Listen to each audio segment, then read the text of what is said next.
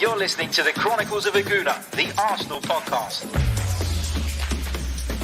I'm Martin Tyler, and you're listening to Harry Symeou.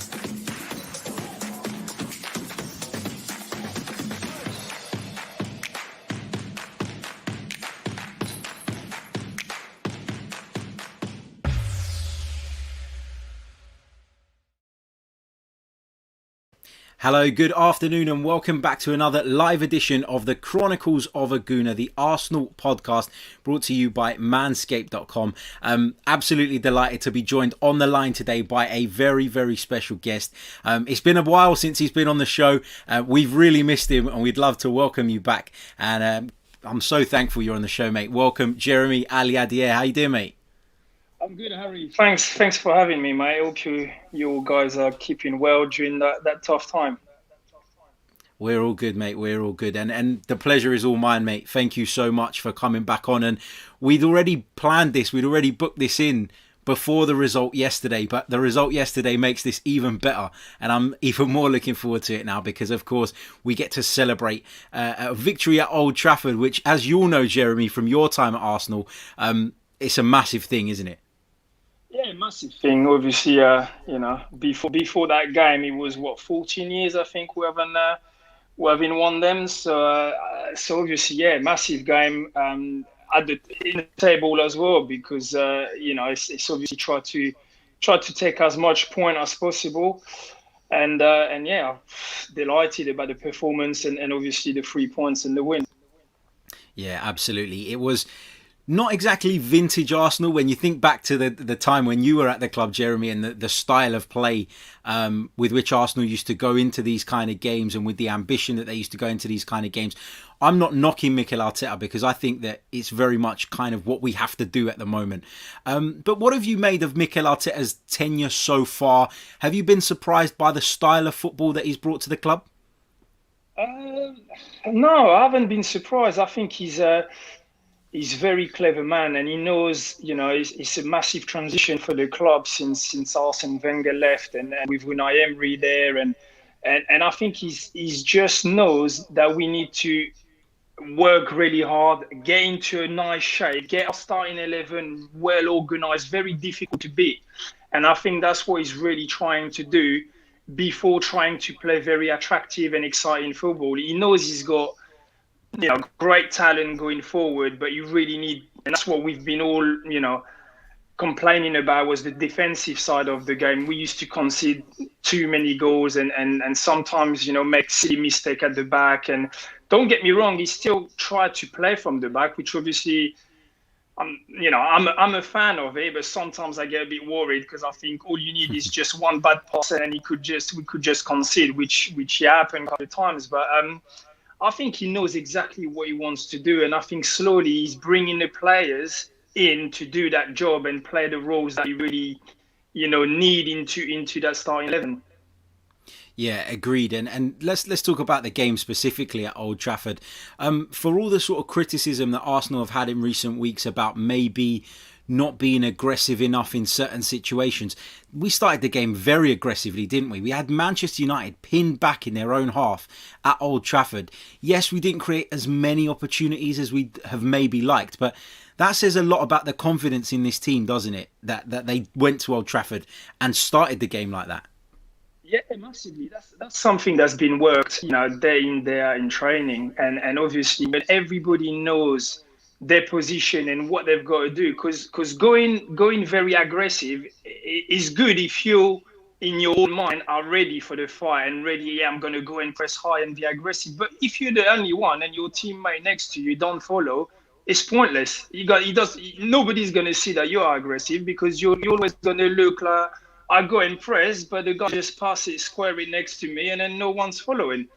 So I think everybody's just buying it, and everybody's just, like you say, I've never seen Man U, at the back, Harry Maguire could not find a pass.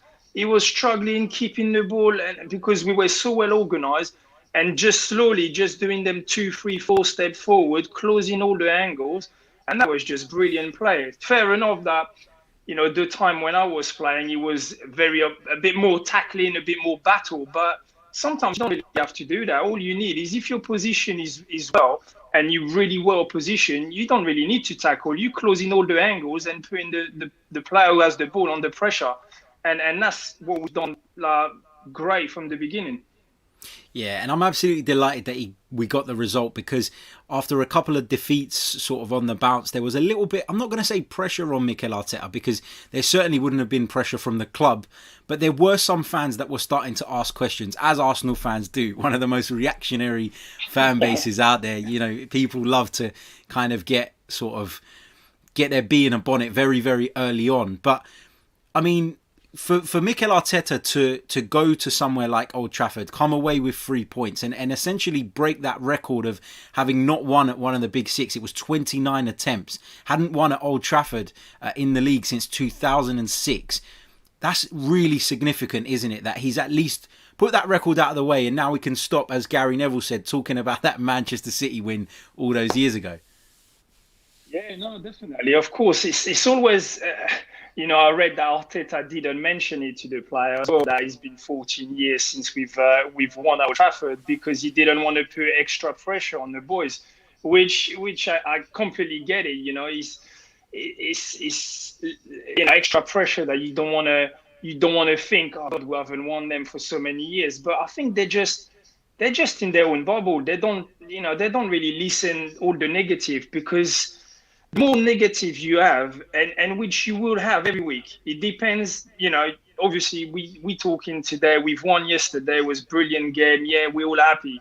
But the week before, we lost our against Leicester, and it was kind of, like you said earlier on, fans start questioning it. I think, it's a bit the same of like Unai Emery, and then you just think, well, no, guys, you can't just change every weekend your mindset or your judgment, because it was not as good as you hoped, kind of, and that's why I think that was a massive result, massive performance on top of just, the result.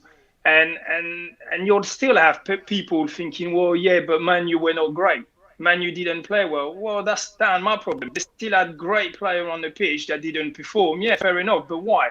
Because we played well. That's why they couldn't perform, and that's what I believe. As someone who played as a forward for Arsenal, Jeremy, you will understand this probably better than anybody. Alexandre Lacazette, he's had a fair amount of criticism not from within the club, but from sections of the fan base of late. That, yes, he's started the season okay in terms of the number of goals he's scored, but around sort of missing some key chances. How much of an issue is confidence as a centre forward, and how easy is it to block out the noise from the fans and just focus on your own game and your own self-belief? It's tough, and I think it's harder and harder with all social media and all that kind of stuff I didn't have when I was playing. So when it happened to me, I didn't score. I was not scoring. I was lacking of confidence in front of goal. And the worst thing as well is sometimes, because you lack of confidence, it's like you don't make the right move to get that chance, that opportunity. And yesterday, I thought he didn't have any chances. Why? Because I felt he didn't want to have chances. I just felt when he could have been in the box or some crossing or some, he wasn't there. It's like because he's lacking confidence, because he hasn't scored for a while, and people are starting questioning his obviously his record and his goal scoring record. He's kind of not in the right position. He's kind of like, don't get me wrong, I love the guy, and I love the hard working ethic he's got and what he brings, because I think Aubameyang and Willian, all them guys are really using him, try to get the ball into his feet, make movement around him, and they're using his movement, but he needs to score. Unfortunately, as a number 9, that's what you judged on. People recognize his hard work and what he brings to the team, but he needs to score. That's what people are judging and remember. And I just feel, yesterday, I feel he could have been into position where he would have had chances, but he wasn't there. Like, not because he's not capable of being there, because he's capable of being there. For me, he's a world-class striker. But because of his lack of confidence, he wasn't in the right position. Do you think it doesn't help the fact that he's kind of been in and out of the team? The fact that there are some games where Mikel goes, I'm going to go with Eddie. The fact that we went to Manchester City and Mikel thought, I'm not going to play Eddie or I'm not going to play Lacazette. I'm going to play Willian as a false nine. Do you think all those things have a little bit of a knock-on effect on that confidence that you've spoken about? Yeah, 100%. 100% he has. But at the same time, you see from the other side, which means maybe if you're not starting every game, fan kind of not really too much on your case because there's a bit of a rotation and people might not really remember that you just played 10 games on the row and haven't scored one goal. You know, people will say, well, yeah, but he did play last game, you know, so he'll play. And that's maybe what Arteta's trying to do. He's trying to just not really start him every single game because he's lacking of confidence. Maybe if he starts scoring a couple of goals, maybe he'll start, you know, like 5, 6, 7 games on the row. Who knows? I don't know. But I think if you start, it's like a 50-50. If he starts the next 10 games on the row and starts scoring, brilliant. He should have started him. But if he doesn't, then obviously it's even worse for him. So I'm kind of 50-50 with that. Yeah, fair play. Thomas Partey was sensational yesterday. Really gave us that physicality, the mobility that maybe we've lacked in the middle of the park at times. How big a signing is this for you, and how excited were you on deadline day when, even though it looked like it wasn't going to happen, sort of bang, halfway through the day, Arsenal triggered the release clause? I mean, how was that buzz for you? That was just massive. You know, I've seen the guy play for Atletico Madrid for many years, and every time I saw him play, I was just like, these guys just remind me of Patrick Vieira, and I thought, God, you know, what a player he is. And I know it's been a lot of talk, you know, Arsenal were on it, they just wanted him, and I knew it was going to happen because he always does that till the last minute, and then last minute when he's got to get sorted out, he always, you know, pretty much always gets sorted out. And because, you know, we've let player like Guendouzi go and Torreira, they had to bring somebody. They could have not, you know, miss getting him in. So I was buzzing, and I was excited to see what he could bring. If he could bring something straight away to the team, or if he was going to take him, you know, a little bit of time to adjust and adapt to the Premier League. And from the first time I saw him on the pitch with an Arsenal shirt, I knew he was going to be brilliant. He was just straight away dominating that midfield, and he's just, I feel he can do everything. You know, he reads the game really well. He gets the ball, he travels with it. He finds good passes. I think he's very, he's got the full package for me. How good was his partner yesterday, though? Mohamed Elneny, a player who looked as though his Arsenal career was over, went out on loan. He's come back. He's been given a chance by Mikel, and he's taken that chance with both hands, hasn't he? Yeah, that's the magic of football, mate. You know, you just people think you're gone and you're finished, and then suddenly all he needed was just maybe to get out of the club. You know, go on loan, get his confidence back, and then just come back fresh with a new manager, get a chance, and that's it. And I just feel them too. They've created a partnership, and they're very, they're playing great together. I think they could be the future both to central midfield for a long time. Does that mean Granit Xhaka doesn't get back in the side for you currently? Anyway? Well, for me, no. I just think Elneny defensively gives so much more than Granit. I've got a lot of respect for him. I think he's a great player. I just think defensively, he doesn't read the game. He's not as hard maybe as Elneny. So I think next to Partey, I think Elneny is the guy at the moment.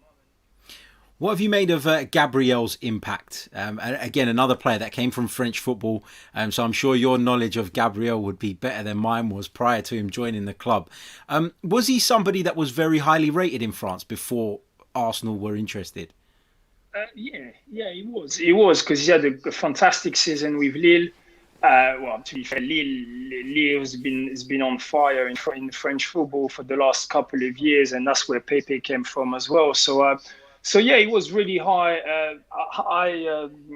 regarding in France, and And I'm surprised, it's that he's got an intelligence where we like to play from the back, with Leno, with Gabriel, David Luiz, all them guys that, that's how we play now. But he knows that he's not taking any risk, and sometimes he doesn't force to find a pass. He just, when he needs to boot it forward, he boots it forward and doesn't care, because I just feel sometimes you see them, they get the ball and then you can see the pressure coming and they still try to find a pass in midfield and find a perfect pass and they lose it. And with Gabriel, I just feel he doesn't make them mistakes. He's just in the air. He's just took everything yesterday. He was just an absolute, monster at the back. He was awesome. But I think his passing as well is just like always never take any chances, never take a risk. If the pass is on, yes. If it's not on, let's just go long, let's just try to hit Lacazette or go to a striker straight away. Yeah, agreed. He's been an excellent signing. I've been so impressed with him. And admittedly, like I said, I hadn't seen a great deal of him before he joined Arsenal. It's very difficult to make decisions and sort of assessments of players when you're just watching YouTube highlight reels and stuff. So I don't do that. I'm not interested in that. I'd rather wait till they come and see how they get on. Another player who you mentioned there and who has come from French football is Nicolas Pepe. There have been sort of mixed views on Nicolas Pepe. I think he's a player who clearly has lots and lots of ability. But as you mentioned earlier, when you were talking about confidence, I feel like maybe the confidence isn't quite there with Nicolas Pepe. What would you do? How would you look to try and get the best out of Pepe? Because there is a player there, isn't there? You know what? Pepe, for me, is absolutely great talent, fantastic player. He just needs to get guided. I just feel he's lacking of his decision making. I just feel he doesn't very often make the right decision of what he needs to do. I just feel like when he needs to pass it, he tries to dribble and vice versa. But he's got everything. He's got the speed, he's got the tricks, he can dribble anybody, and he can see a pass as well. And that's the problem. He just needs a little bit more communication maybe with his players. And make the right decision, know when to pass and know when to try something individually and go on his own. And I just feel that's what he's lacking. I see him losing some balls sometimes and thinking, why have you tried to go on your own there? It's pretty much impossible. And some of the time when it's 1v1 and then he'll just not try to go, he'll try to pass it on. So, it's kind of frustrated because that, like you said, there's a fantastic player there, but how long can you kind of wait for it to come out, and what do you need to do to get that player out? Because I've seen it at Lille that season before joining Arsenal. He just was unplayable. And that's when I tell you, he can make the right decision. But at Arsenal at the moment, he hasn't really worked out for him. Maybe as well the fact that he's not always starting, like you've mentioned about Lacazette earlier on.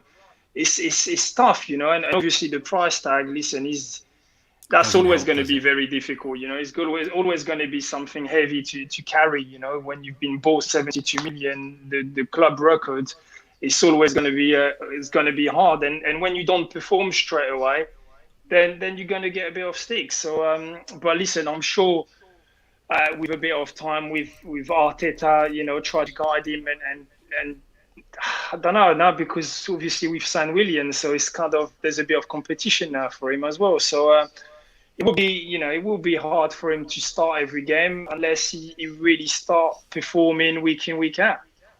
Yeah, agreed. Another player, Jeremy, and I feel like I'm just throwing players at you and getting your views on them. But another player that, again, came from French football, played for one of your former clubs, Matteo Guendouzi, gone out on loan now. Clearly something went on behind the scenes. We don't really know what. There was obviously a disagreement between him and the coaching staff. He's gone out on loan now. It's just so important though, isn't it, that Matteo gets his head down now, starts playing football again, plays his way back to form, because there were signs that this guy could have potentially gone on to be a really, really top player for Arsenal, and it just feels like he hit a brick wall. It is key now, isn't it, that he goes to Hertha Berlin and he plays well and he works hard, and hopefully one day he can come back to the Arsenal and pick up where he left off. Yeah, I think what's key for Matteo is just to mature a little bit and to change his perception of maybe of himself and maybe his ego. I don't know if ego is the right word, yeah. But listen, I saw Matteo breaking through the Lorient team when I was playing there. He came as a 16-year-old from the academy, and you need, to become a top player, you need a bit of ego. You need to, believe in yourself and all that kind of stuff. But there's some little things that you need to know when not to push too much. And I think that's a bit Matteo's problem. And that's why when I saw, when obviously I saw him joining Arsenal, I kind of thought, he's obviously got everything. He's got all the quality, all the talent you can imagine. But is his attitude going to let him down, or is he just going to change that now he's in a top big club?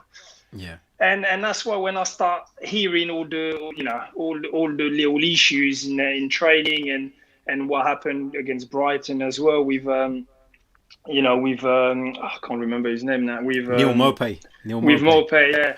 Yeah. I just thought, Matteo, no, that's just going to play against you, and obviously I wasn't wrong, and it's just frustrating for me because obviously I've played with him. I saw him growing as a player, but then I haven't saw him growing as a man, if you know what I mean, and mature.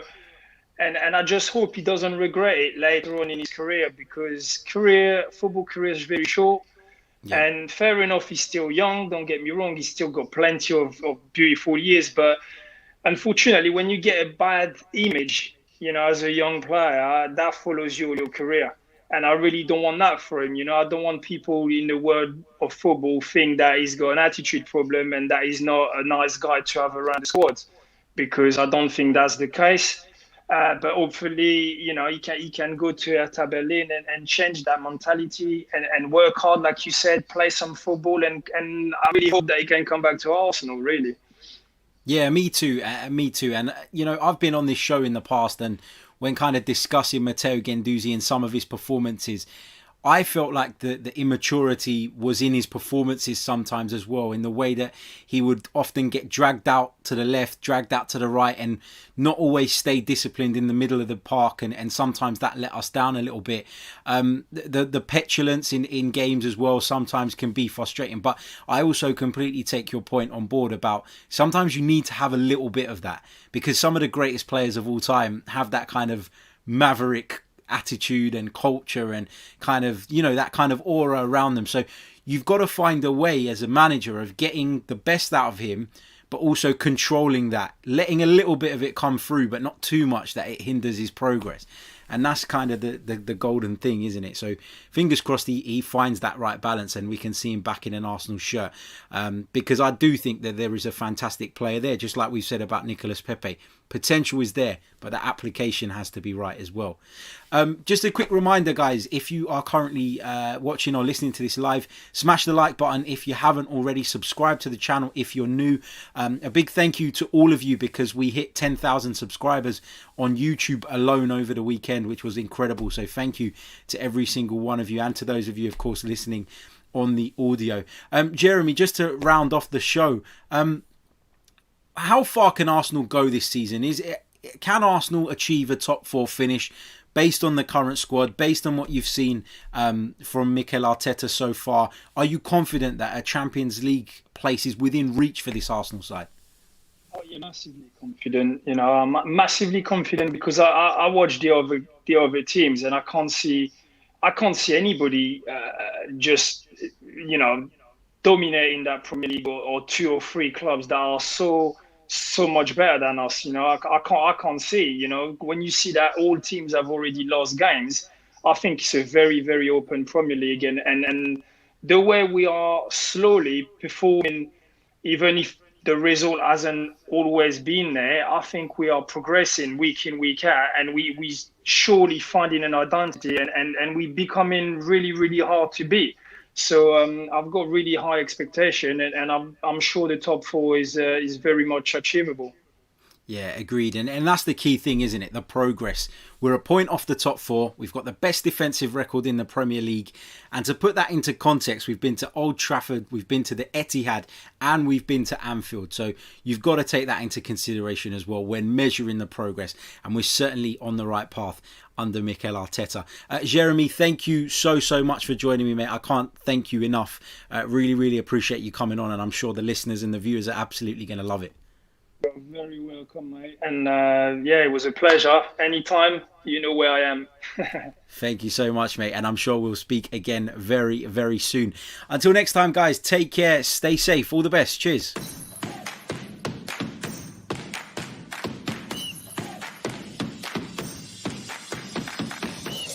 You're listening to the Chronicles of a Gooner, the Arsenal podcast.